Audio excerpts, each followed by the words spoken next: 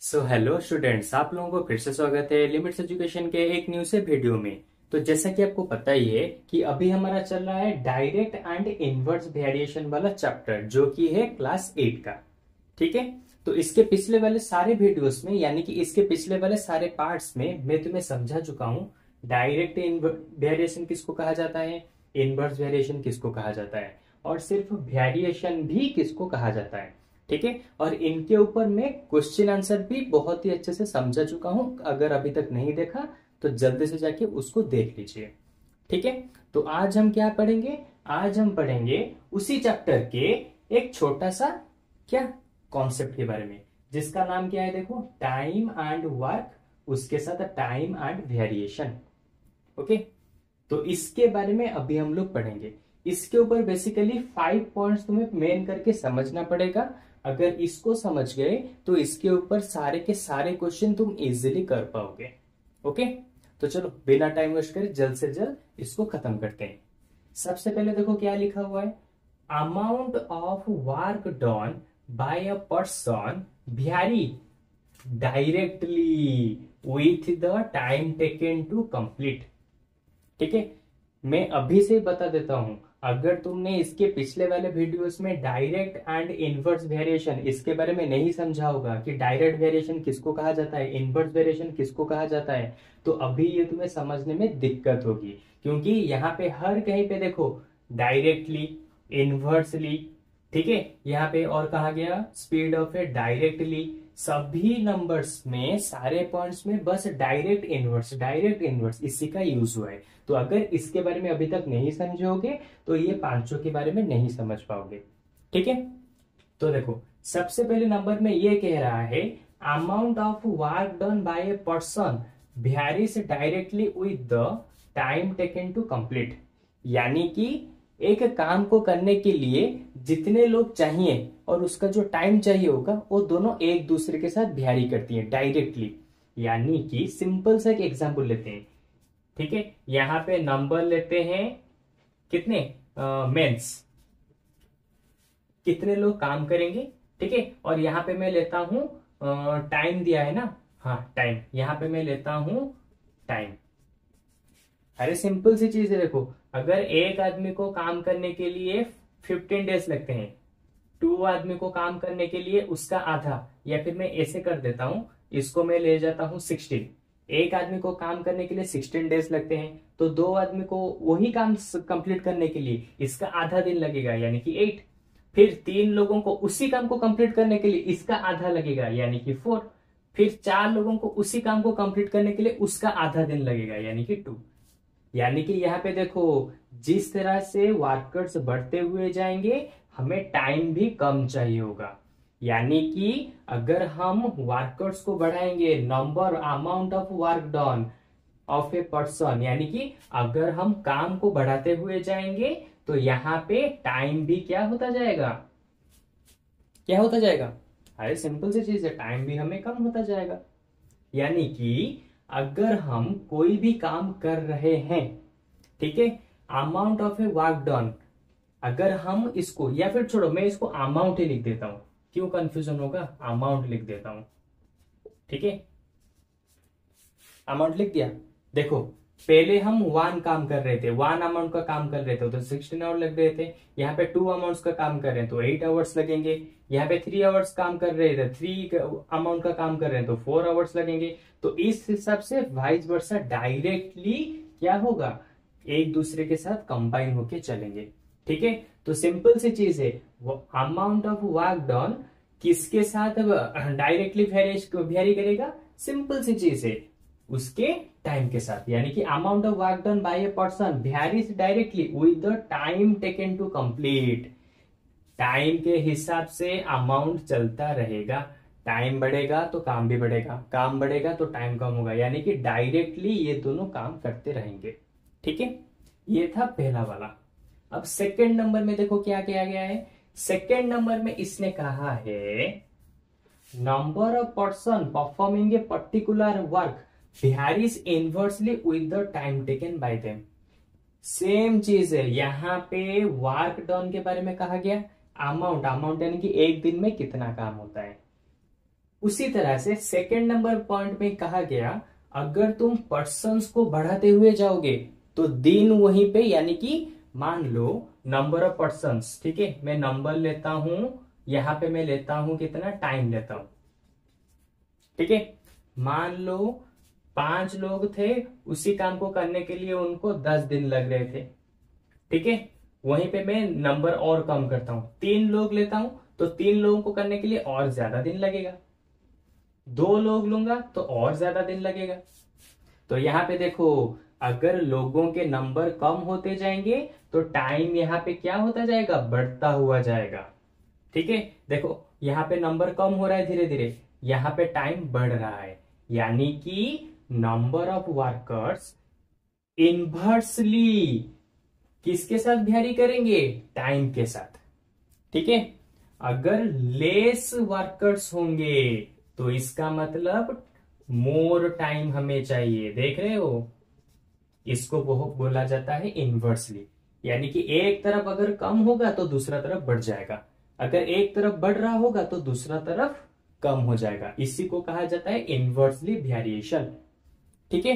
यानी कि सिंपल सी चीज है, इस वाले नंबर में ये कह रहा है person performing a particular work, यानी कि जितने लोग काम कर रहे होंगे, अगर उन लोगों को कम करते हुए जाओगे तो टाइम बढ़ता हुआ जाएगा, लोगों को कम करोगे तो टाइम बढ़ेगा, उसी हिसाब से लोगों को बढ़ाओगे तो टाइम कम होता जाएगा। तो इसका मतलब सिंपल सी चीज है, कोई भी काम करते टाइम अगर हम लोगों को बढ़ा दें तो टाइम कम लगेगा, ये तो हमें पता ही है बचपन से, ठीक है। तो सिंपल सी चीज है ये, और मैं इसे इसलिए समझा रहा हूं क्योंकि इसके ऊपर अगर क्वेश्चन आए तो इजीली सॉल्व कर सको, अगर इनके बारे में पता नहीं होगा तो तुम उन्हें सॉल्व नहीं कर पाओगे, ओके। अच्छा, नंबर 3 में देखो क्या हो रहा है, ये वाला खत्म हो गया, ये वाला भी खत्म हो गया, अब नंबर 3 को देखेंगे। Speed of a moving body and distance travel by it in a particular time very directly with each other, यानी कि स्पीड, ठीक है, स्पीड उसके साथ डिस्टेंस, ये दोनों एक दूसरे के साथ डायरेक्टली वेरी करते हैं। डायरेक्टली वेरी यानी कि अरे देखो, जिस हिसाब से स्पीड बढ़ता हुआ जाएगा उसी हिसाब से डिस्टेंस भी बढ़ता हुआ जाएगा, हम बचपन से ही जानते हैं। मैं अगर ज्यादा तेज चलूंगा तो ज्यादा दूर पहुंचूंगा, देखो अगर मैं ज्यादा स्पीड से चलूंगा, मैं यहाँ पे था, मैं ज्यादा स्पीड से चलूंगा तो मैं ज्यादा डिस्टेंस को कवर अप करूंगा, यानी कि स्पीड और डिस्टेंस एक दोनों क्या है, डायरेक्टली वेरी करते हैं एक दूसरे के साथ। अगर कहीं पे स्पीड बढ़ता है तो डिस्टेंस भी बढ़ेगा, अगर कहीं पे डिस्टेंस बढ़ता है तो वहीं पे स्पीड भी बढ़ेगा, ठीक है। तो इसलिए यहां पे कहा गया स्पीड और डिस्टेंस दोनों डायरेक्टली वेरी करते हैं, ओके।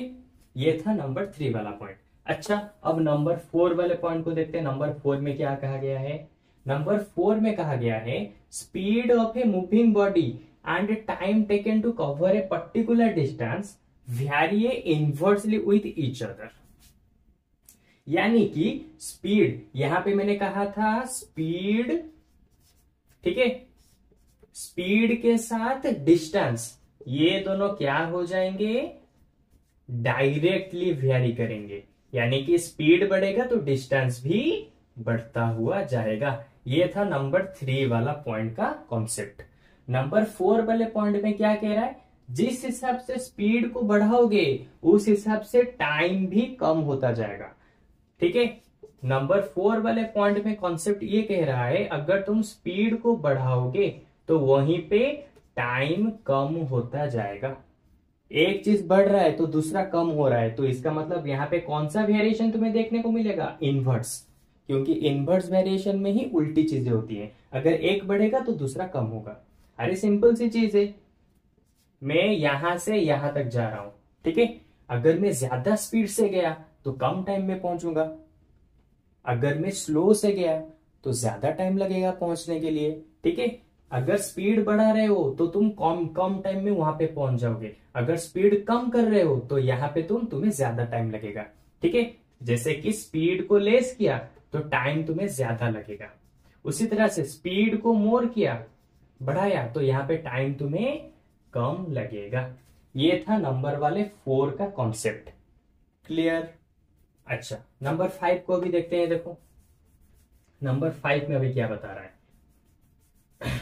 नंबर 5 में कह रहा है distance travel and time taken by a moving body very directly.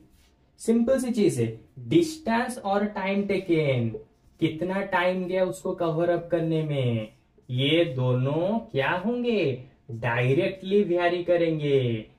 अब पूछोगे कैसे करेंगे, सिंपल सी चीज है। अरे देखो, अगर मैं डिस्टेंस बढ़ाते हुए जाऊंगा तो उस डिस्टेंस को कवर करने के लिए मेरा टाइम भी तो बढ़ेगा ना। अगर मैं 100 किलोमीटर जा रहा हूं तो क्या होगा, मेरा टाइम भी तो बढ़ेगा ना। अगर मैं 50 किलोमीटर जाऊंगा तो मेरा टाइम भी कम लगेगा। यानी कि डिस्टेंस और टाइम के बीच में हमेशा डायरेक्टली वेरिएशन रहता ही है। ठीक है, और ये इन पांचों चीजों के बारे में इसीलिए बता रहा है कि जब क्वेश्चन में डिस्टेंस एंड टाइम का इस तरह का रिलेशन होगा तो यहां पे तुम डायरेक्टली वाला इक्वेशन लगाओगे। ठीक है, और डायरेक्टली वाला इक्वेशन कैसे लगाते हैं मैं इसके पिछले वाले क्वेश्चन आंसर के वीडियो में समझा चुका हूं। समझ में आया। अच्छा, तो ये हो गए हमारे पांचों के पांचों time and work, time and variation के कॉन्सेप्ट। ठीक है, और इसके साथ एक छोटा सा और चीज भी है जो कि तुम्हें याद रखना है, जो कि क्या है, सिंपल सी चीज है, speed equal to distance upon time. यानी कि अगर कहीं का तुम्हें स्पीड निकालना है, मान लो एक कार मूव कर रहा है, उसका तुम्हें स्पीड निकालना है, तो कैसे निकालोगे, वो कितना डिस्टेंस उसने कवर अप किया डिवाइडेड बाय उस डिस्टेंस को कवर करने के लिए कितना टाइम लगा, दोनों को डिवाइड कर दो, तुम्हें स्पीड अपने आप मिल जाएगा। ठीक है, इसी को याद रखने पर तुम यहां से टाइम को भी निकाल सकते हो। कैसे, अगर हमें टाइम चाहिए तो टाइम कैसे आएगा, तो टाइम निकलेगा सिंपल, टाइम इस तरफ आएगा, स्पीड नीचे चला जाएगा, तो टाइम निकलेगा डिस्टेंस अपॉन स्पीड। ठीक है, अगर तुम्हें स्पीड को निकालना है, अगर तुम्हें स्पीड चाहिए, सॉरी स्पीड तो निकाल चुके हैं, टाइम भी निकाल चुके हैं, अभी अगर तुम्हें डिस्टेंस को निकालना है तो डिस्टेंस कैसे निकलेगा, डिस्टेंस निकलेगा सिंपल, इन दोनों को मल्टीप्लाई कर दो, टाइम इंटू स्पीड, क्योंकि टाइम यहाँ के डिवाइड होकर है तो इस तरफ जाएगा तो मल्टीप्लाई हो जाएगा। ठीक है, तो इस तरह से बस एक ही इक्वेशन को, इसी को बस याद रखो, इसी को याद रखने से ये दोनों ऑटोमेटिक से तुम निकाल सकते हो। इन तीनों को याद रखने की जरूरत नहीं, किसी एक को याद रखो, बाकी दोनों ऑटोमेटिक से तुम्हें याद ही हो जाएंगे। ठीक है, तो इन सारे चीजों की मदद से तुम टाइम एंड वर्क रिलेटेड सारे क्वेश्चन को इजीली सॉल्व कर सकते हो। ओके, अब नेक्स्ट वाले वीडियो में हम लोग क्या पढ़ेंगे, इसी से रिलेटेड नए नए क्वेश्चन को करेंगे, और वहां पे मैं तुम्हें बताऊंगा कि किस तरह से ये सारे के सारे चीजें हमें उन क्वेश्चन के दौरान काम आती है। ठीक है, तो अब मुझे लगता है कि तुम अच्छे से इसके बारे में समझ चुके होगे, लेकिन फिर भी अगर कुछ भी डाउट है तो सिंपल कमेंट सेक्शन में बता दो, मैं उसी के ऊपर एक न्यू से वीडियो बना के अपलोड कर दूंगा। ठीक है, तो चलो आज के वीडियो में बस इतना ही, तो मिलते हैं हमारे नेक्स्ट वाले वीडियो में। Bye bye.